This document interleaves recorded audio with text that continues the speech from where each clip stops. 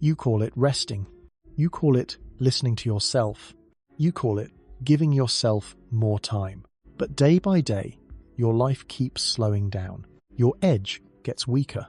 And little by little, you drift farther away from your own potential. If you are exhausted from making promises and then breaking them, from knowing exactly what you need to do and still not doing it, from feeling deep down that you have more in you, but watching your life stay stuck anyway, then this video is for you. And if you are truly ready to break out of that loop, subscribe to the channel right now. Because this is not a place where you get comforted with pretty lies.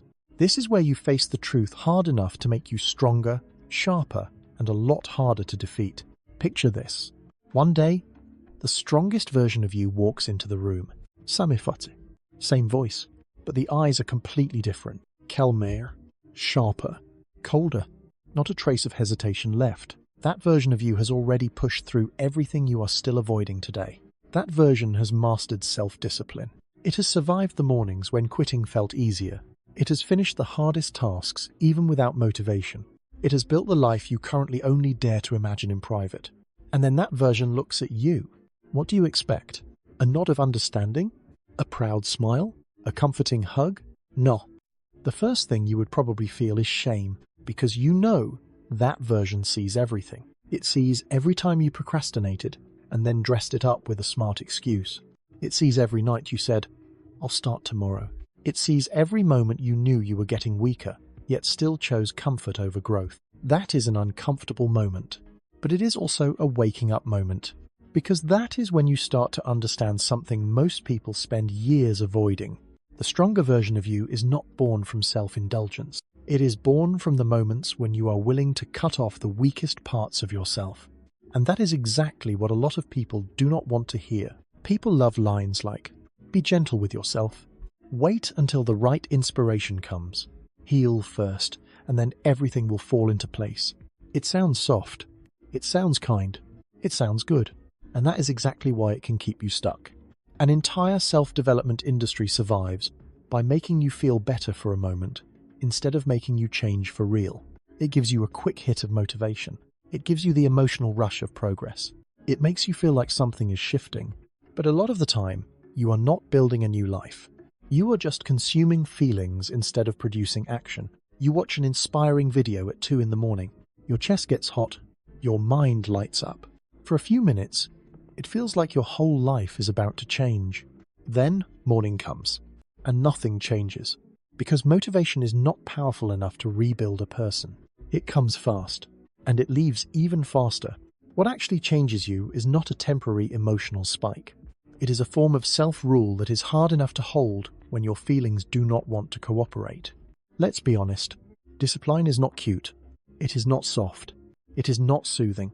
It is not romantic. Discipline is the moment the clear-minded part of you takes back control. It is when you stop asking, "Do I feel like doing this?" and start asking, "Does this need to get done?" It is when you stop negotiating with procrastination. Because here is a brutal truth. The second you sit down to bargain with the lazy part of yourself, you are already close to losing. No one is coming to save you. No book is going to drag you out of bed for you. No quote is going to finish your work for you. No one is going to live your life in your place. At some point, you have to become strong enough to block your own weakness. Not because you hate yourself, but because if you keep being soft with that fragile excuse-making part of you, you will waste years for nothing. And the sentence for an average life does not begin with failure. It begins with those quiet moments when you know exactly what needs to be done and still let yourself drift. So if you want to stop, the first thing you need to do is see through the mechanism behind procrastination, because it is smarter than most people think. Have you noticed this? Almost nobody procrastinates by saying something obviously stupid like, "I want to sabotage my future." No, your mind does not talk like that.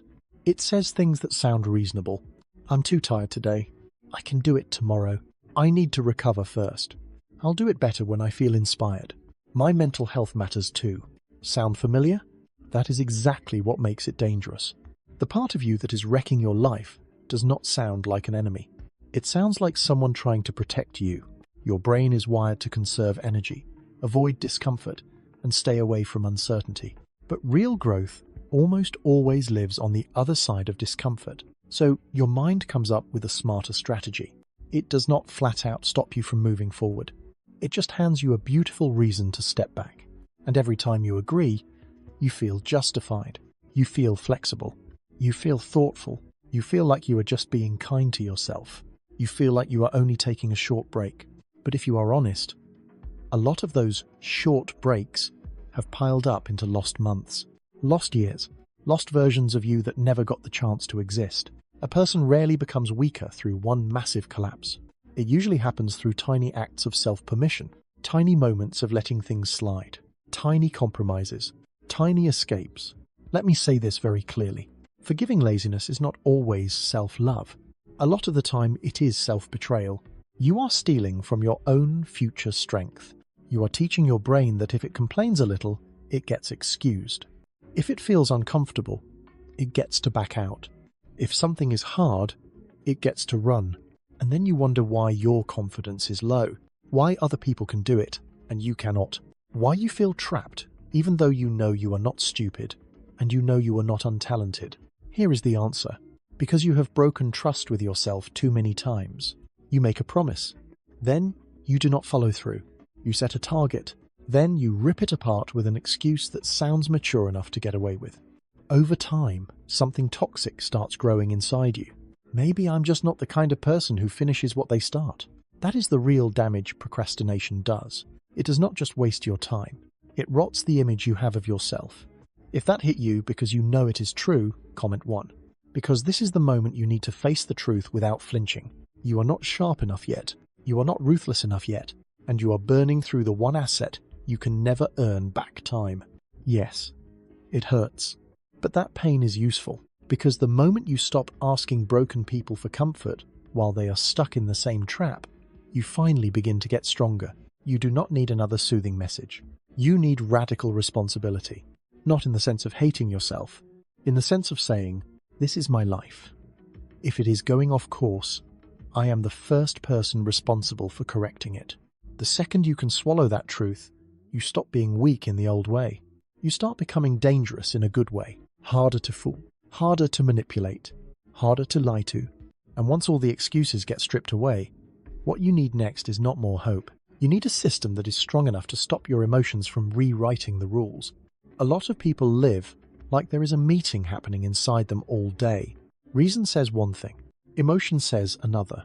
Fatigue jumps in, cravings jump in, comfort starts campaigning, avoidance starts voting, and somehow, the weakest part always wins. That is why you need a different frame. You need to split yourself into two parts. One part makes the decisions, the other part follows orders. The part that makes decisions is reason, long-term vision. The version of you that knows exactly who you want to become. The part that follows orders is your unstable emotional state, your sleepiness, your resistance, your urge to delay. Every part of you that just wants the easiest option right now. The mistake most people make is trying to live in balance with both. They negotiate, they consult their feelings, they check whether their mood is willing to cooperate today. But you need to understand this. If you ask your emotions for permission every day before pursuing your goals, you will never go far. Real discipline does not work like a reward system for a pet. It is not, push through today so I can sleep in all weekend.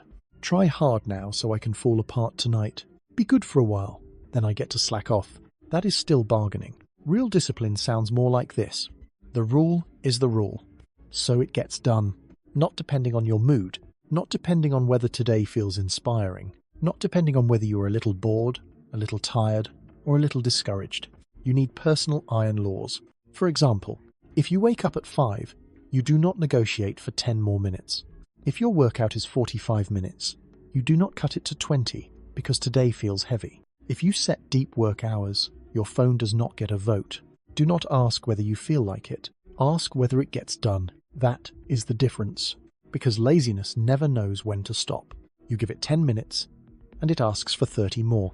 You give it one night off, and it wrecks the whole week. You allow one exception, and it starts trying to turn the exception into your lifestyle. That is why there are seasons in life when softness is not what you need. You need clarity, hard clarity. You need to be able to tell yourself, no, today, quitting is not an option. No. Feeling tired is not a valid reason to betray the goal. No. Emotion does not get a vote on this. Does that sound harsh? Good? It should. Because if you do not take the wheel, your short-term impulses will drive your life straight into comfort, mediocrity, and regret. I have tried the overly gentle version before. I have tried being friends with procrastination. I have tried the take it slow, it'll all come together eventually approach. It didn't. The goals kept getting pushed to tomorrow. Life stayed busy, but nothing truly moved forward. I stayed tired, but I did not grow. I kept thinking, but I did not break through. Everything changed the moment I stopped asking myself how I felt and started demanding a standard from myself instead. If you are done living the old way, comment 1. You do not need to become a machine. You do not need to become numb. But you do need to become the kind of person who is no longer run by temporary feelings. That is where real power begins. Not power over other people, power over yourself. And a system only matters when it is tested by action. Not promises, not intention, not vibes, action, sweat, discomfort, pressure, and the ability to stay standing without folding. Let's be real. Self-improvement without friction is usually just fantasy. Nobody grows by only reading, only listening, only nodding along because something sounds true. You get stronger through collision, through resistance, through staying with the hard thing when every part of you wants out. That is where real grit gets built. Think about a cold morning. The alarm goes off. The blanket is warm. Your body feels heavy, and your brain immediately starts whispering, "Just a little more sleep. You were tired last night. One day off won't hurt. You can start tomorrow and still be fine." That is not just a small moment. That is a power test. Who wins? The goal or the feeling? The future or the comfort? The part of you that wants to become more? Or the part that just wants relief? Or picture yourself working. The task is hard. Your brain is strained. Your phone is right there. A quick hit of entertainment is one tap away. That moment is a furnace. If you turn toward what is easy, you stay the old person. If you stay with the hard thing a little longer, focus a little longer, resist a little longer, you start rebuilding yourself from the inside. And the pain here does not need to be dramatic. It is the real discomfort of growth. It is saying no to what feels good now, so you can protect what you truly want later. It is sitting with difficult work. It is finishing what you committed to, while a whole choir of voices inside you keep saying, quit. Most people do not lose because they are incapable.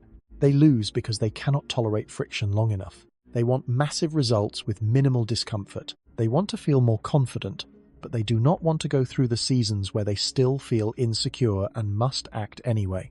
They want to get better, but they do not want to stay a beginner long enough to look clumsy. They want more money, but they do not want to learn, fail, adapt, take pressure, and stay consistent in silence. But life does not work like that. The price of strength is friction. The price of sharpness is repetition. The price of becoming reliable is doing what needs to be done over and over, even when nobody is clapping. If that hit a truth you have already lived, comment 1. Because yes, there will be hard days. Days when you are tired. Days when you are bored. Days when everything feels meaningless. Days when you ask yourself, what's the point of all this? Do not panic. A lot of the time, that is not proof that you are on the wrong path. It is proof that your old self is fighting back. The version of you that is addicted to ease will not leave quietly. It will complain. It will negotiate. It will manufacture emptiness, resistance, irritation, and the urge to stop. But if you make it through those days, something powerful starts to happen. You build a new belief about yourself. You start to see it. Oh, so I can handle more than I thought. So I am not as fragile as I used to believe.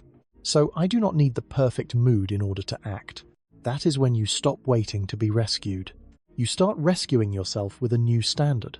And once you have gone through enough friction, you enter a different state. Quieter, less desperate to be understood, but far, far stronger. There is a truth people rarely warn you about. The moment you start taking your life seriously, you become less compatible with a lot of things around you. Not because you became arrogant, because your rhythm changed. You no longer want to throw your time into meaningless distractions. You no longer feel comfortable around the lifestyle where people do something only when they feel like it, then quit the second it gets boring. You stop relating to the pattern where everyone has a reason, but almost nobody has results. And that is when distance starts to appear. People may tell you that you have become too intense, torrigid, too practical, too hard, too serious. Let them talk. A lot of people are not actually bothered by your discipline. They are bothered by the mirror. It holds up to their own softness. When you change for real, fewer people will understand you. But in exchange, you will understand yourself more deeply. That kind of loneliness is worth it. You stop living for constant approval. You stop over-explaining your choices. You stop needing someone to keep cheering for you every 5 minutes. You begin building a new relationship with yourself. Respect. Not because you talk a good game, because you do what you said you would do. That is the foundation of real confidence. Not confidence that comes from compliments. Confidence that comes from evidence. You know you are not easy to break. You have beaten laziness before. You have moved through resistance before. You have survived the urge to quit before. You have proven to yourself that you can trust yourself. Now go back to the future version of you from the beginning of this video. That version is no longer standing outside the room watching you. You are slowly becoming that person. Your eyes get sharper. Your mind gets clearer. You become less easy to pull off course. Less easy to sell out by emotion. Less easy to betray with comfort. No, you are not perfect. But you are not soft in the same old way anymore. You do not have to live like someone constantly dragged around by impulse. Now you have a center, a standard, a kind of inner authority. And what is the price of gaining that? You have to accept that you can no longer stay compatible with your old self. If you are choosing a different version of yourself starting today, comment 1. And do not forget this: the war against stagnation has no graduation day. Even when you get better, stronger, sharper, complacency will still try to come back. Comfort will always look for another opening. The part of you that wants ease without a price will never completely disappear. That is why you have to keep your blade sharp. Keep living by rules. Keep making yourself pay the price that your future requires. Because greatness is not a moment, it is rent. And you pay it every single day for the life you want to keep. After everything in this video, the most important thing is not how many powerful lines you heard. It is whether you saw yourself clearly. Whether you realize that procrastination is not just a bad habit, it is a deeply intelligent self-protection mechanism. It knows how to speak in a reasonable voice. It knows how to wear the mask of healing. It knows how to make weakness sound wise. And maybe you also saw something else. Self-love is not always softness. A lot of the time, real self-love means being brave enough to break the cycle that is making you weaker. It means refusing to negotiate with the part of you that keeps pulling you down. It means creating rules, accepting friction, choosing a different way to live, even when it feels uncomfortable at first. So, what is the deepest lesson here? Real freedom does not come from doing whatever you feel like doing. Real freedom comes from no longer being controlled by every temporary urge that passes through you. You are no longer the kind of person who quits the second they feel tired, stops the second they feel bored, avoids the second things get hard. You become the kind of person who can do what is right, even when it is not easy. That is power. And if you want this to become real life, not just post-video emotion, start simple. First, stop negotiating with your mind. The second your mind starts making excuses, use the 3-second rule.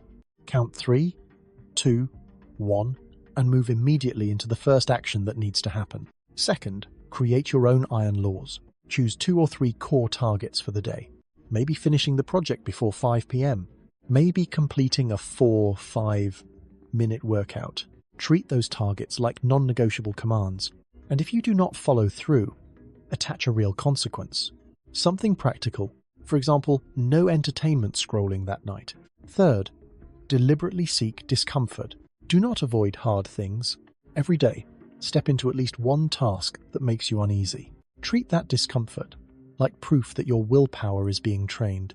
Fourth, build protected space.